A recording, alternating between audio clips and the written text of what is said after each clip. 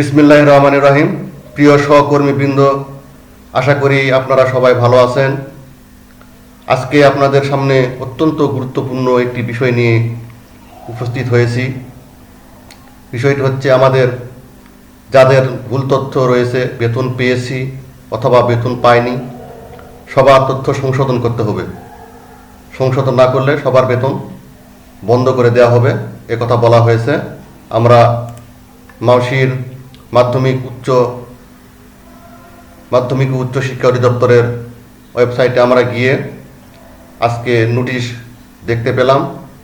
দেখেন 12/2/2025 ইএফটি এর তথ্য সংশোধন সংক্রান্ত তথ্য নোটিশ। আমরা এটা ডাউনলোড করেছি, এখন এটা আপনাদের সামনে পড়ে শোনাবো। এখানে বলা হয়েছে যে বিষয় মাধ্যমিক ও উচ্চ শিক্ষা অধিদপ্তরাধীন শিক্ষা প্রতিষ্ঠানের এমপিওভুক্ত শিক্ষক কর্মচারীদের এমপিওর অর্থ ইএফটিতে প্রেরণ সংক্রান্ত। এরপর এখানে অনেকগুলো কথা লেখা হয়েছে যে প্রথম ধাপে 1,89,907 জন শিক্ষক কর্মচারী ডিসেম্বরের বেতন দেওয়া হয়েছে।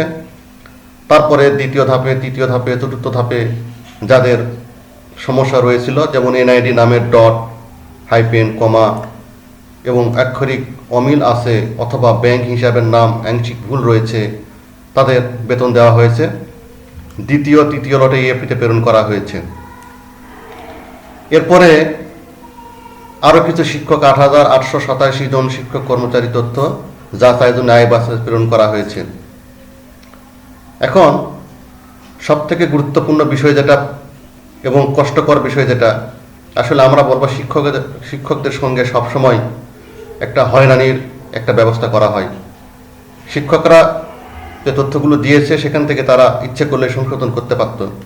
এখন এখানে মূল কথা যেটা বলার জন্য আপনাদের সামনে এসেছি সেটা হচ্ছে দ্বিতীয়, তৃতীয়, চতুর্থ এবং পঞ্চম লটে যে সকল শিক্ষক কর্মচারী ডিসেম্বর 2024 মাসের এমপির অর্থ ইএফটিতে প্রেরণ করা হয়েছে এবং তথ্যের ভুলের কারণে যাদের এমপি অর্থ প্রেরণ করা সম্ভব হয়নি, তাদেরকে নিম্ন উল্লেখিত সময়সূচি অনুযায়ী অত্র অধিদপ্তর স্মারক নম্বর এত এর হিসাব তারিখ এত পত্রের নির্দেশনা অনুযায়ী অনলাইন এমপিও সিস্টেম যথাযথ প্রক্রিয়ায় আবেদন করে তথ্য সংশোধন করার জন্য অনুরোধ করা হলো।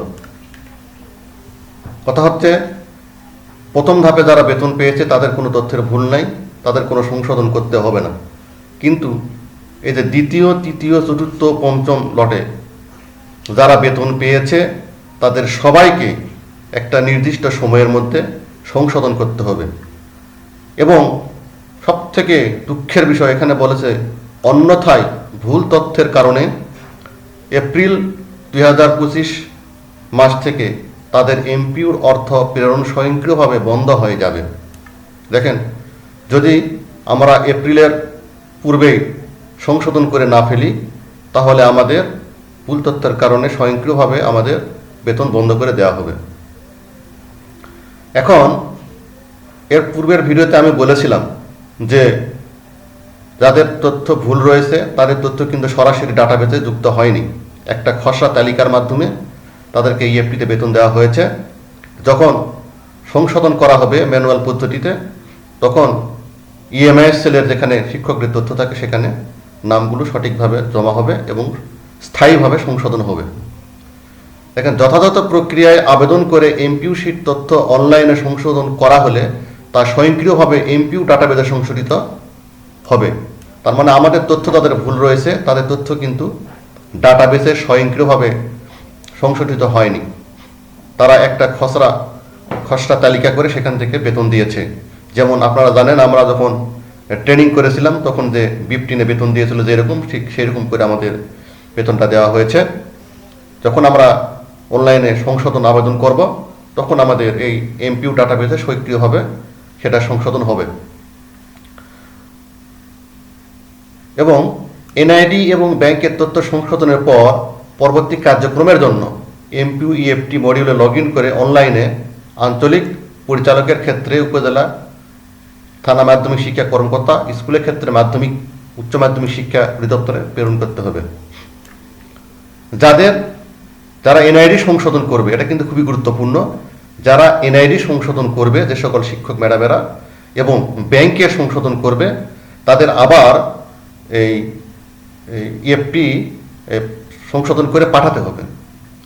কারণ আর যাদের এই এমপিও শিটে সংশোধন করবে তাদেরকে আর পাঠাতে হবে না, শুধু নাম সংশোধনের জন্য আবেদন করলেই চলবে।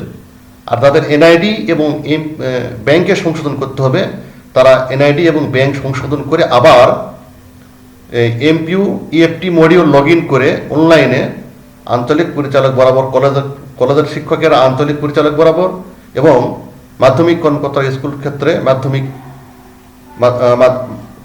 শিক্ষা কর্মকর্তার মাধ্যমে মাধ্যমিক উচ্চ শিক্ষা অধিদপ্তরে প্রেরণ করবে।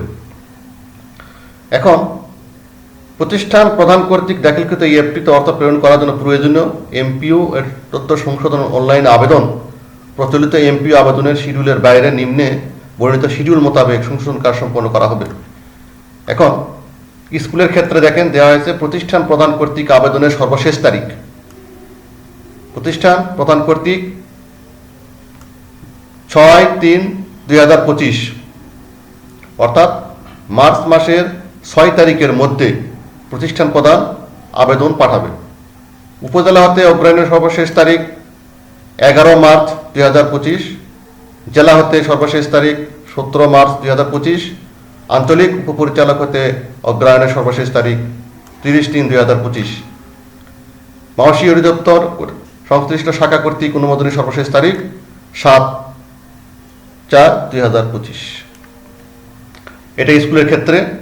আর কলেজের ক্ষেত্রে এখানে দেওয়া হয়েছে প্রতিষ্ঠান প্রধান কর্তৃক 6 তারিখ হতে, আঞ্চলিক অফিস হতে 30 তারিখ এবং মাওসী শাখায় অনুমোদনের তারিখ হতে 7/4/2025।